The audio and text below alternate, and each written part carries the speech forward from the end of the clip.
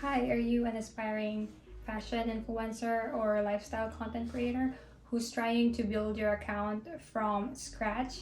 Here's how I grew my account from zero despite the ever-changing Instagram algorithm.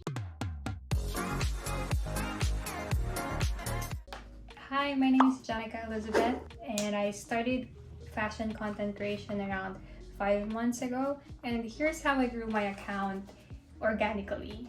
You guys can tune in until the end for some bonus tips.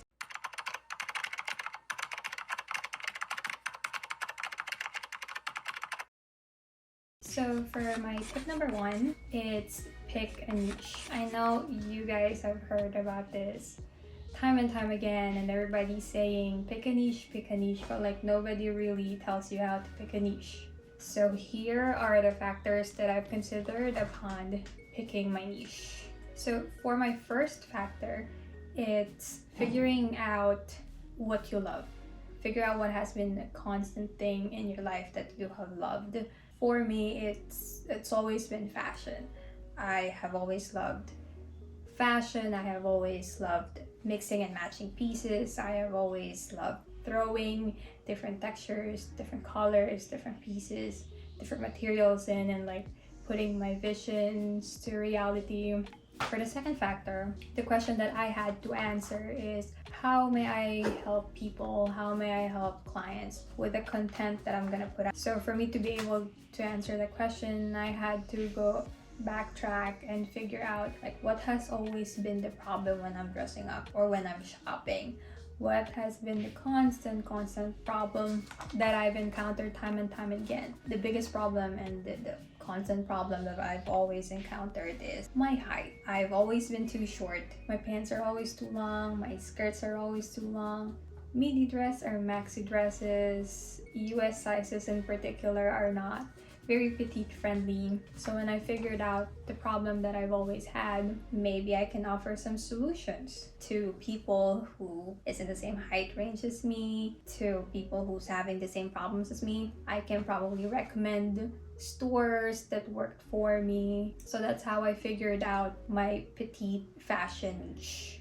So for my tip number two, I prioritized my longer term goals than of my shorter term goals. What I mean by that is I built my portfolio, my grid, my Instagram grid, with the big picture in mind. When I was building my portfolio, I wasn't thinking, oh, it doesn't look good right now.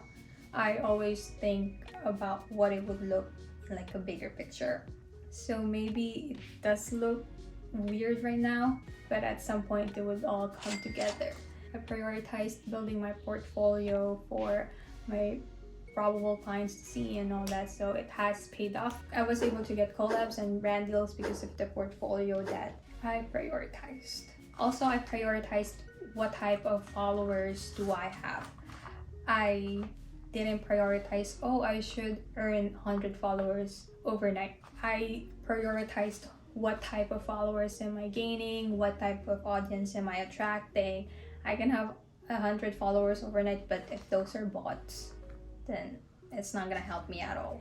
So for my tip number three, it's immerse yourself in a community where you lift each other up. That's probably the most important part of my influencer journey. It's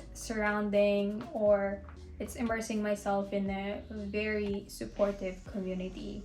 Okay, but how? With what community?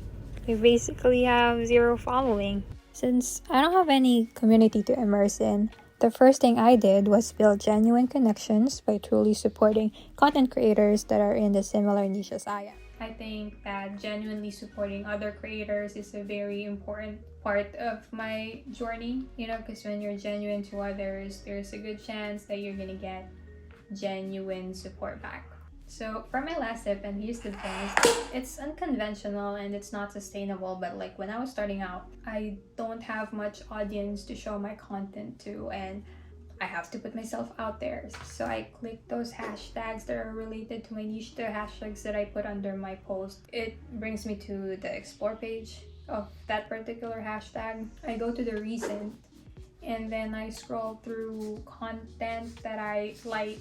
If I adore it, I give it a heart. If I'm obsessed with it, like I comment, I ask where did they get that top. I did get followers from it. It's just that when I hit 300, 400, it gets taxing because like I had to do like around 10 posts per hashtag, and I do it for all my hashtags. So 30 and then 10 posts each. Here are the things that I would have done if I would start all over again. I would probably post 4 to 5 stories a day like everybody else was suggesting. I actually don't post stories as much. Sometimes days or weeks would go by and I'm not posting anything in my story. So maybe I would have gotten more growth if I did. Also, on the course of 2 to 5 months, I wasn't as consistent. I've had a week to 2 week breaks within the course of 5 months. It's because of mental health breaks. I don't regret that. My mental health comes first, but maybe if I become more consistent